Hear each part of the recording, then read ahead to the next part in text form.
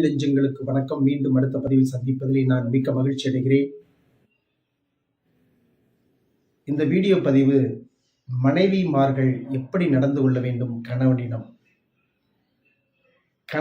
எப்படி நடந்தால் நீங்கள் பாராட்டப்படுவீர்கள், நீங்கள் பெருமைப்பட வைப்பீர்கள் அப்படிங்கிறது தான் இந்த வீடியோ பதிவில் சொல்ல போகிறேன். கணவனிடம் எப்படி நடந்து கொள்ளணும் அப்படின்னா, கணவன்கிட்ட நிறைய பேர் வேலை சொல்லுவாங்க.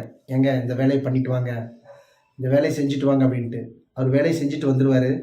வந்த பிறகு அவர் செய்த வேலையை பற்றி குறை கூறுவது. நீங்கள் நிறைய இடங்களில் பார்த்தீங்க அப்படின்னா, கணவனை காய்கறி வாங்க அனுப்புவார். காய்கறி வாங்க அனுப்பும்போது கணவன் காய்கறி வாங்கிட்டு வருவார். கத்திரிக்காய் வாங்கும்போது கத்திரிக்காய் கரெக்டாக வாங்க மாட்டார்.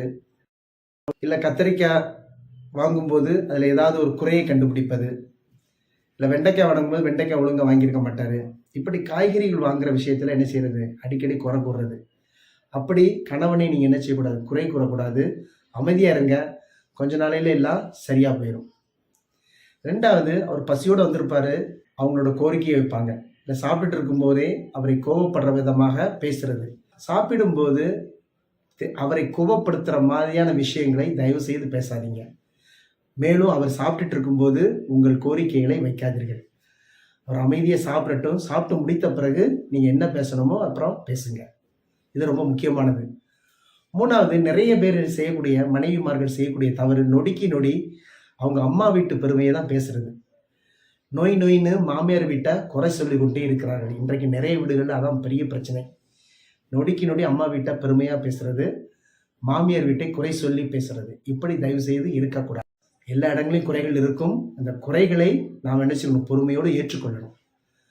அடுத்து, நிறைய பேர் கணவனுக்கு தெரியாமல் குடும்ப செலவுக்காக மற்றவங்கள்ட்ட நீங்கள் என்ன செய்யக்கூடாது, கணவனுக்கு தெரியாமல் கண்டிப்பாக கடன் வாங்கக்கூடாது. அது சில சமயங்களில் பெரிய பிரச்சனைகள் கொண்டு போய் முடிஞ்சிடும். அடுத்து, தேவைகளை அதிகாரமாக கேட்கக்கூடாது. மனைவியை அன்பாக கணவனிடம் கேளுங்கள், கண்டிப்பாக அவர் செய்வார். சின்ன சின்ன விஷயங்களையும் அவரை பாராட்ட மறந்து விடாதீர்கள். அவர் இந்த குடும்பத்திற்காக மாடாய் உழைத்து கொண்டு சாக்ரிஃபைஸையும் பண்ணி கொண்டிருக்கிறது யார் அப்படின்னா இந்த கணவன்மார்கள் தான். அதனால் மனைவிகளே, கணவனை பாராட்ட மறந்துடாதீங்க, அப்பப்போ பாராட்டுங்க. இந்த மாதிரி விஷயங்கள் பண்ணோம் அப்படின்னா கண்டிப்பாக உங்கள் கணவனை நீங்கள் என்ன செய்யலாம், கைக்குள்ளே போட்டு வச்சுக்கலாம். இப்படிலாம் செஞ்சீங்க அப்படின்னா கணவன் முன்னால் நீங்கள் ஒரு சிறந்த மனைவியாக என்ன செய்யலாம், கண்டிப்பாக நாம் விளங்கலாம். செய்வீங்களா? கண்டிப்பாக செய்யுங்க.